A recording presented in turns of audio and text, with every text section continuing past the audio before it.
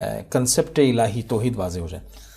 بہت سے لوگوں کا خیال یہ ہے کہ پروردگار عرش پر کرسی پر بیٹھا ہوا ہے جی، یا پروردگار قیامت کے روز جلوہ گر ہوگا۔ اللہ تعالیٰ کوئی ہماری طرح جسم رکھنے والی شخصیت ہے، ہستی ہے، آنکھ ہے، کان ہے، اس کی ناک ہے، یہ جو مراد ہے۔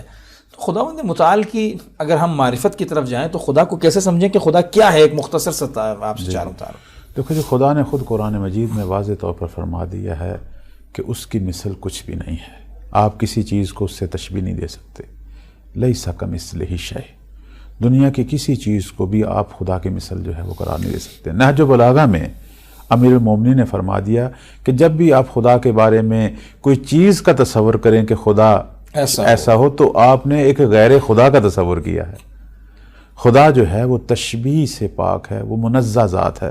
ہم جو رکوع سجود میں پروردگار کی تنزیہ جو ہے اس کا ذکر کرتے ہیں کہ سبحانہ ربی العظیم وبحمدہ، یہ جو لفظ سبحانہ ہے یہ وہی خدا کی تنزیہ ہے کہ خدا ہمارے تصورات میں ہر موجود، چاہے وہ انسان جیسا ہے یا انسان سے بڑھ کر کوئی چیز ہے، اس سے پاک ہے۔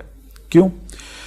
دیکھیں جی، قرآن مجید کے اندر ایسے الفاظ آئے ہیں کہ جن سے مسلمانوں کے ایک گروہ کو، اور ہمارے بھائیوں میں وہ گروہ ہے کہ جنہیں یہ شک پڑا کہ خدا انسان کی مانند ہاتھ پاؤں رکھتا ہے، خدا جو ہے وہ دیکھا جا سکتا ہے۔ اب ہمارے اہل سنت بھائی جو ہیں وہ ہماری طرح بعض ہیں جو کہتے ہیں خدا جو ہے وہ تشبیہ سے پاک ہے، منزہ ہے، یا خدا جو ہے وہ جسم رکھتا ہے لیکن ہم اس جسم کو نہیں سمجھ سکتے۔ اس طرح کی باتیں بھی بعض فلاسفہ کرتے ہیں کہ وہ ہے وہ جسم لیکن ہماری سوچ سے باہر ہے۔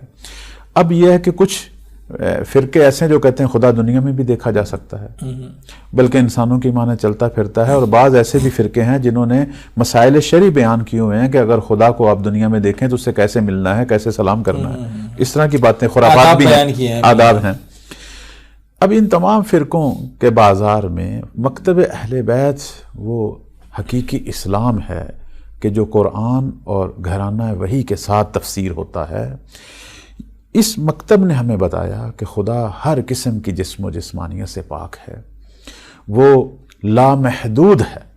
چونکہ جب بھی ہم جسم کے قائل ہوں گے تو جسم محدود ہوتا ہے، جسم کو جہت کی ضرورت ہے، جسم کو جگہ کی ضرورت ہے، جسم کو مکان کی ضرورت ہے، اور وہ لامکاں ہے۔